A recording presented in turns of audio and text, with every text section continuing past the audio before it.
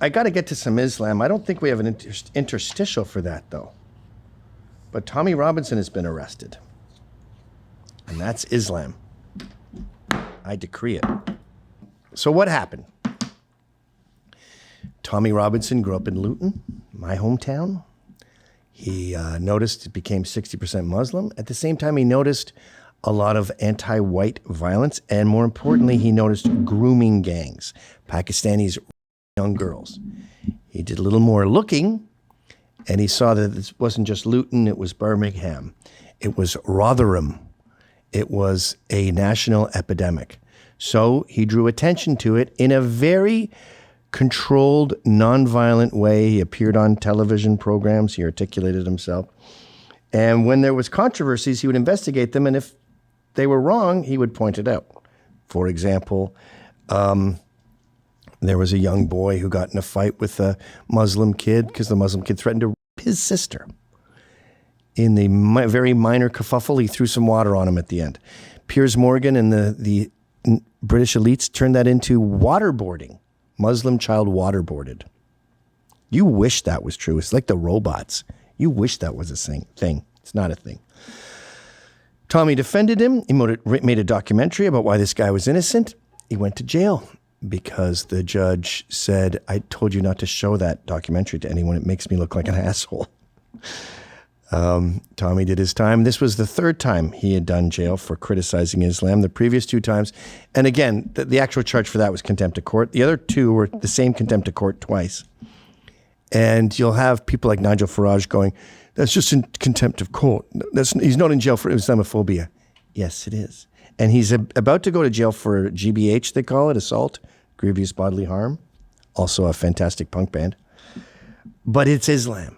Because the media gins up this image of Tommy that has nothing to do with what I just said.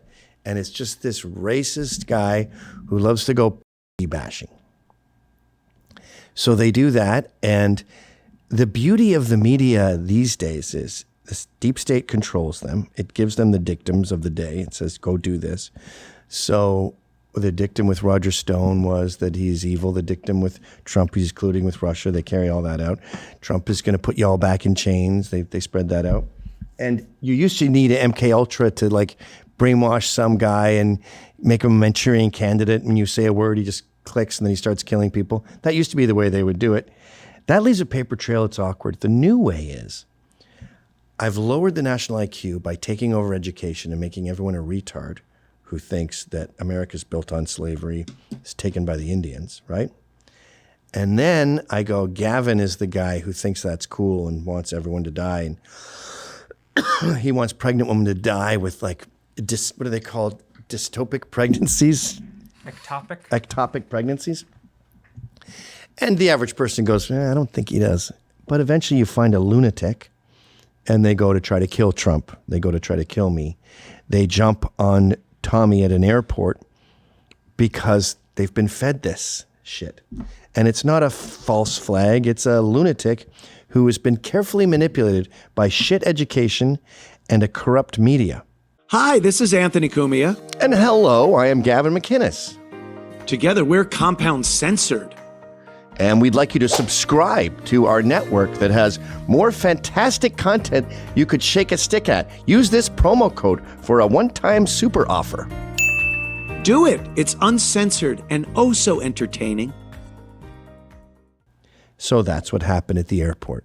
One of these rubes, one of these useful idiots came at Tommy. Tommy's boxes on a regular basis. He knocked him out. He's a short guy. Short guys will knock you out with one punch. Don't go near them. And he was just arrested. The maximum charge in Tommy Robinson has been arrested. He'll be questioned and possibly charged GBH. GBH with intent, it carries life imprisonment. If it's GBH without intent, it's 5 years in jail. So this was intent. It's a serious legal question. They could remand him in prison too till a trial. So why not wait a couple years for the trial and have him rot in jail and then drop the charges and you got 2 years out of him? arrested over alleged assault at London Station. Video posted online showed the far-right activist near a man lying on the ground at St. Pancras Station. St. Pancras.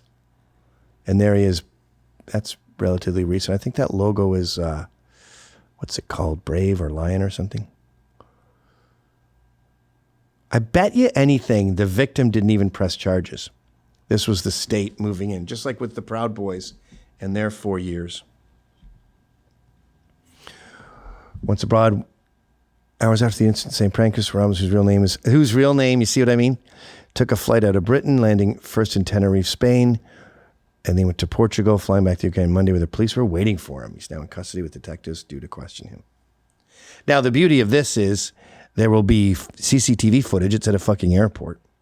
But as we saw in Manchester, when the Muzzies punched out a cop, they tend not to show it. Right? In other Muslim news, they've been trying to make us mad by kidnapping Druze women. The Druze, as I've mentioned many times, are some of the most benign and innocent of all the religious groups. They're kind of like our Amish. And it makes people mad when you fuck with them. They're kind of aligned with Israel. They live in Israel, but they don't. They believe in Jesus Christ. They're an offshoot of Christianity that goes back to, it might even predate Christianity. So here's a fucking bragging about how he's kidnapped some woman. I kind of like the interior of the car there. هذا معانا نساء من الطائفة الدرزية معززات مكرمات. بإذن الله. شوف الصاير برفع ايدك اختي ارفع ايدك. ارفع ايدك. ارفع ايدك شوف. هذا من وراك يا حكمة اجري. داعج البنيات الصغار داعج. شوف. داعج. شوف هذا من قصفكم يا كلاب. يا خنزير خطات الناس هذه برقبتك. يا ابن الحرام. خطات الناس هذه برقبتك. Okay, click on the original tweet. Can we get a translation from Grok?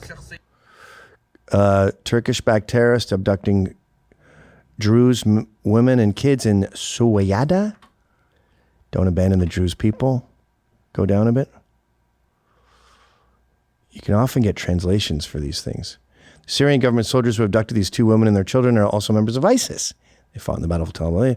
Repeatedly stated that members of ISIS have been integrated into the ranks of Jolanis Hayat Tahiri and Al-Shalam and the Turkish-led SNA, blah, blah, blah. I mean, it's all the fucking same, right? Yeah. It's all the same group. And they're following the Quran. But go down and see if we get a translation of his little rant there. The man in the video speaks Arabic and boasts about the kidnapping. No, I can read it now. Okay. Look, these are beautiful Druze women and children from Suwada we captured. They are our guests now. Don't worry. We'll take good care of them. Spoken in a mocking tone. The women and children appear frightened and make some forced gestures. Sources report conflicts in the region. Accusations from both. Speaking of our Druze, by the way, this is a little off topic, but did you know this? Go to 1.8. Why is this not mentioned anywhere? I think it's because they're white males seen as Christians. They're seen as our people, the Amish. They voted for Trump. So fuck them. They're still in North Carolina. Yeah. Did you know that? I did, yeah. I didn't know that.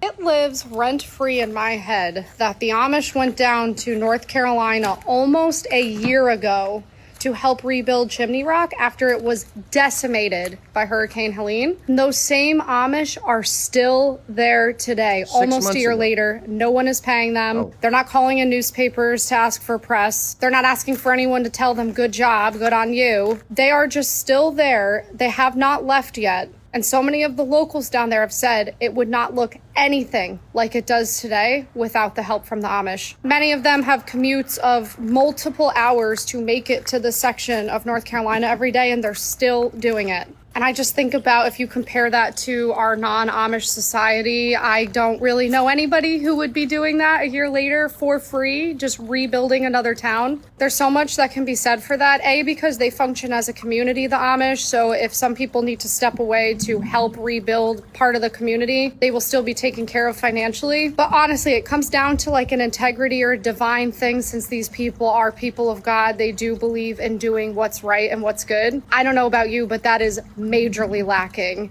in the non-Amish world I'm Well, look in. at FEMA. It just lives rent They free were in my avoiding head homes that these had people are mega signs. Still there, and they're not leaving. They're not leaving until this is completed and this is finished. They did a better job than FEMA and everyone else at the government, and they're still freaking there. So just so we don't get all our news from Instagram Reels 19, they covered it. They're Protestants, right? The Amish? It's like a weird Protestant offshoot. Across western North Carolina, Chimney Rock, though, was hit especially hard. Today, progress is made, though, thanks to volunteers, donations, and a lot of hard work. WCNC Charlotte's Jesse Pierre spoke with a group of volunteers who traveled from hundreds of miles away to give this helping hand. Chimney Rock Village isn't just rebuilding, it's redefining itself.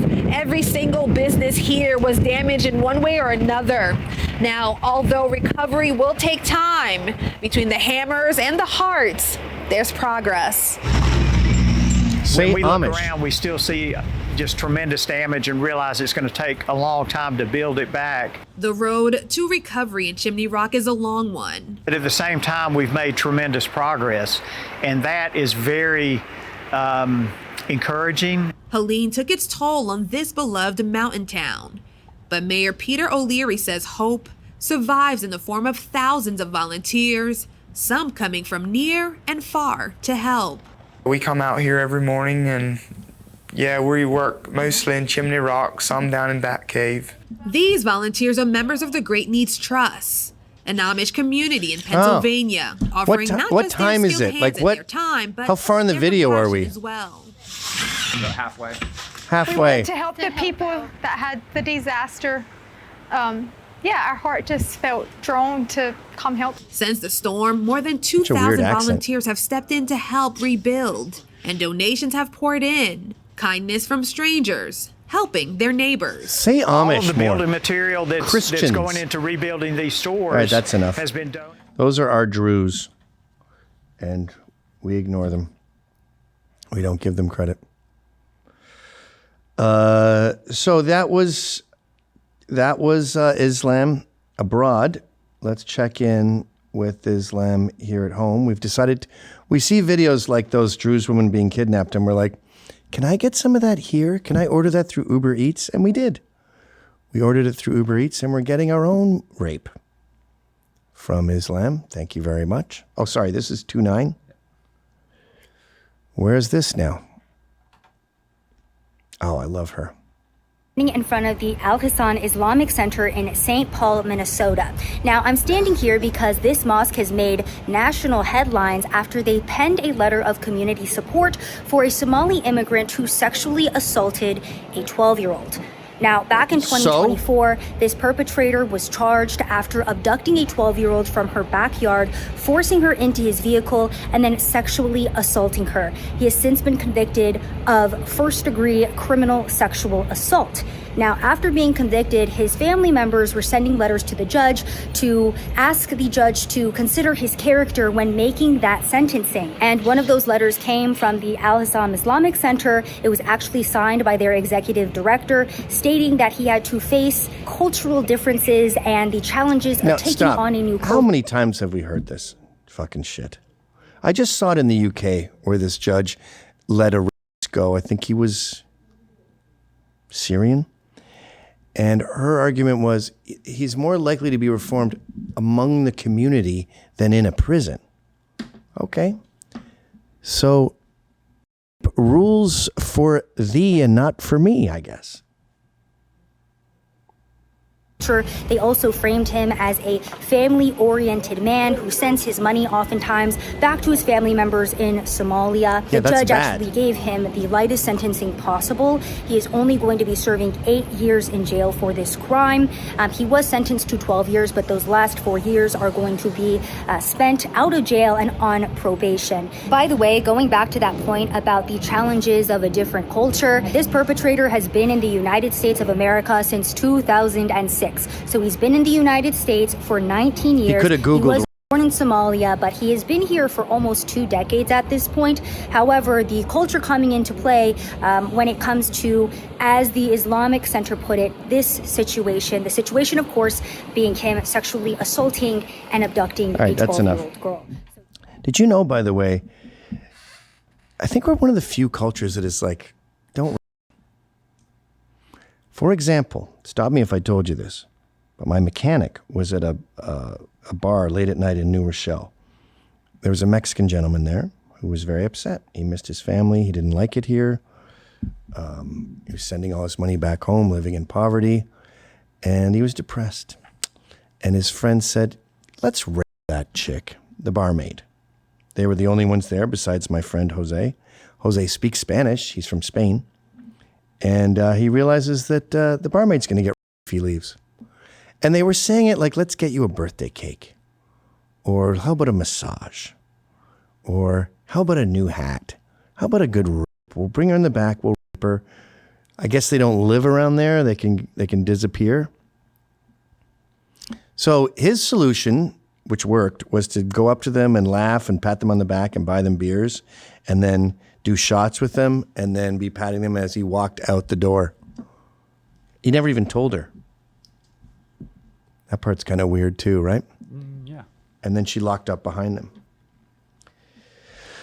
But yeah, remember Lara Logan? Just briefly, that one, 3-0. I thought that was just such, you've all seen this a million times, but she was brainwashed by the left into thinking that this is just hippies, man.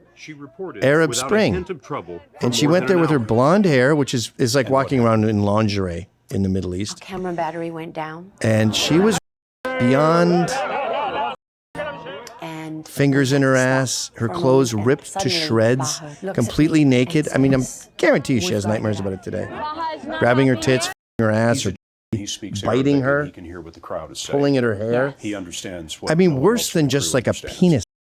I was told later It'd be that like being raped by they were monsters. saying, let's take her pants off. Stop. And it's like, And that's the narrative. In 60 Minutes, I've told you this before, they've done this twice, at least twice, where they sent some other blonde woman to like Belgium. They did it after this? Yes. Wow. This was 60 Minutes Australia. And they went to go interview Somalis in like Belgium where the cameraman got attacked. Because we're all the same.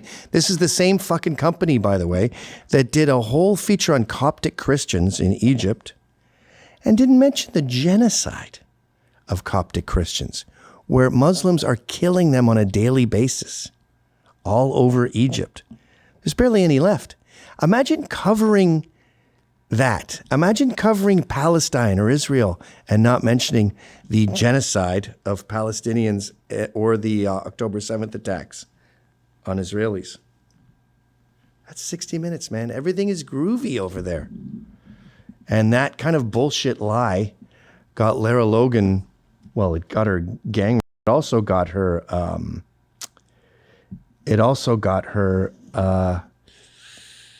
red-pilled.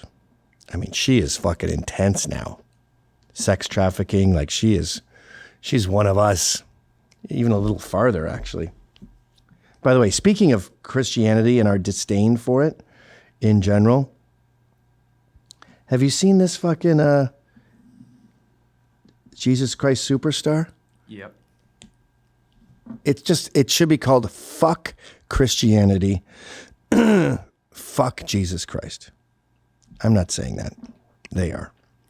This is, 2-0. Like, could this be more of? Can you imagine they treated Muhammad like this or did a musical about the Talmud and how evil that is? Any religion, Buddhism, fucking Hinduism. And you know why they wouldn't do that? Because Sikhs, Hindus, fucking Confucians would rise up. We don't do that. We just take it on the chin. I don't like that. I'm sick of taking this kind of abuse on the chin. It starts with ignoring the fact that the Amish are Christians and they're volunteering in North Carolina. And it ends with this fucking blasphemy. This is taking forever to buffer. Oh, really? Yeah. 2-0? Yeah. It's the chick from Wicked, where she played an evil witch and she looked like one. They've made her even uglier, and they turned her into Jesus Christ. And it's all dancing around her. Maybe it's about to get removed.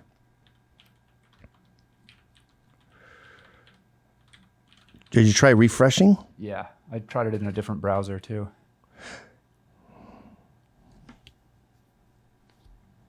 I wonder if they're trying to delete that. There it is. Look at her fucking claws. And why is she wearing a slutty fucking top? He's a famous from like America's Got Talent or something.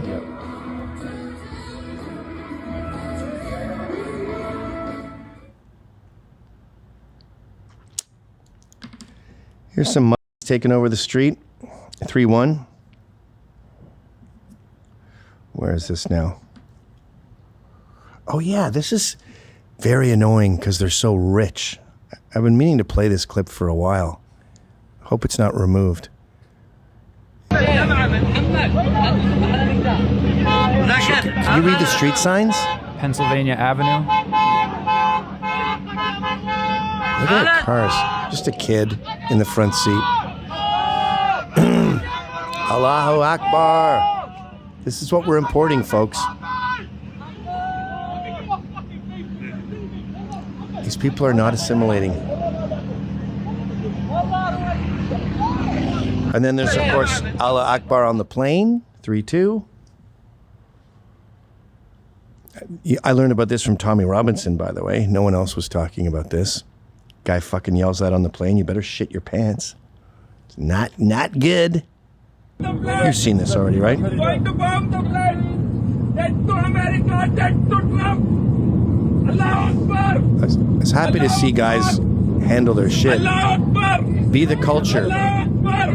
There we go. Allahu Akbar. He was easy to take down. Sit down. Yeah, you're not taking down The Rock. It's going to be a pretty... are not worthy adversaries when it comes to violence. Then there was Ottawa, the Tomb of the Unknown Soldier, where he went there. Another Syrian screamed Allah Akbar, killed an American soldier, Nathan Cirillo, I believe his name was. And he was guarding the unknown soldier's tomb with a gun that had no bullets. Because if there's one thing that thwarts terrorism, it's sticks, pepper spray, and an empty gun. Remember this? 3-4? Yep, sorry, this one's doing it too. What's going on with your internet there? New year, new me. I thought I said I'd leave the guy alone in the new year. But listen, boys, Gardi Shirkada, come out to me. 2025, I'm telling you, boys. Gardi, I thought I'd stop killing men, but 2 men left me fucking vexed. So I gave them 2 red thumbs to the skull. Yup. I'm telling anyone, any Gardi officer that wants to come and catch me, come out, because I'm telling you, I'm ready for bouncy little leprechaun. Gardi Shirkada, come out, fuck. And then just 2 more here before we get to the letters page. Here they are in Washington trying to kill their own children, which they get away with. That's fine. It's different culture.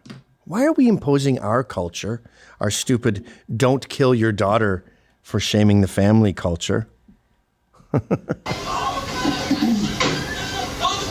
A possible attempted honor killing, which shook the Timberline High School community, now on trial in Thurston County Superior Court.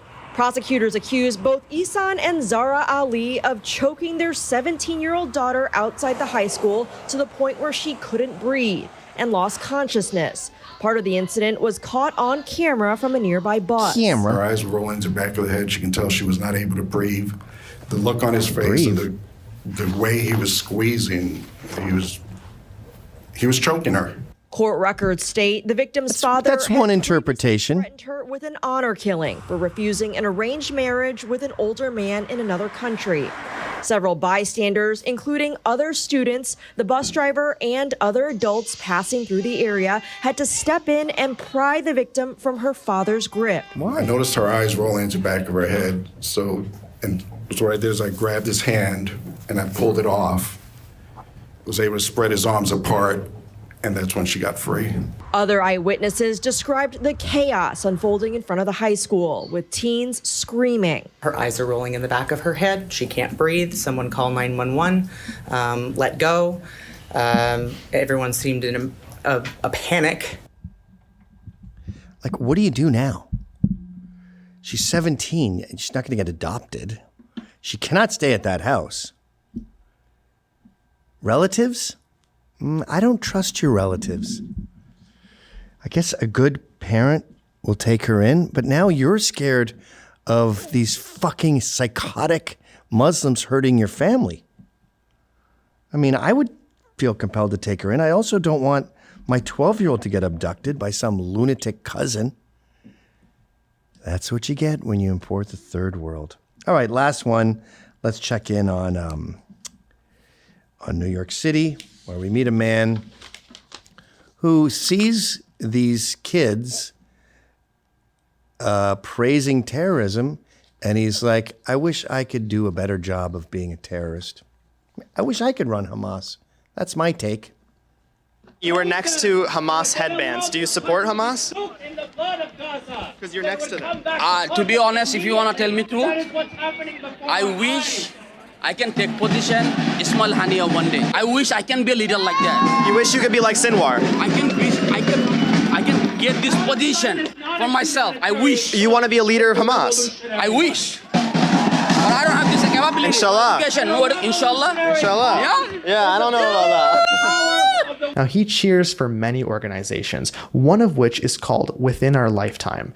Now, Within Our Lifetime made a map of Jewish businesses to avoid in New York City, straight out of the 1930s. They were the ones responsible for the Rockefeller Center tree lighting protest, displaying swastikas. Now, Within Our Lifetime has also chanted, "Strike, strike, Tel Aviv."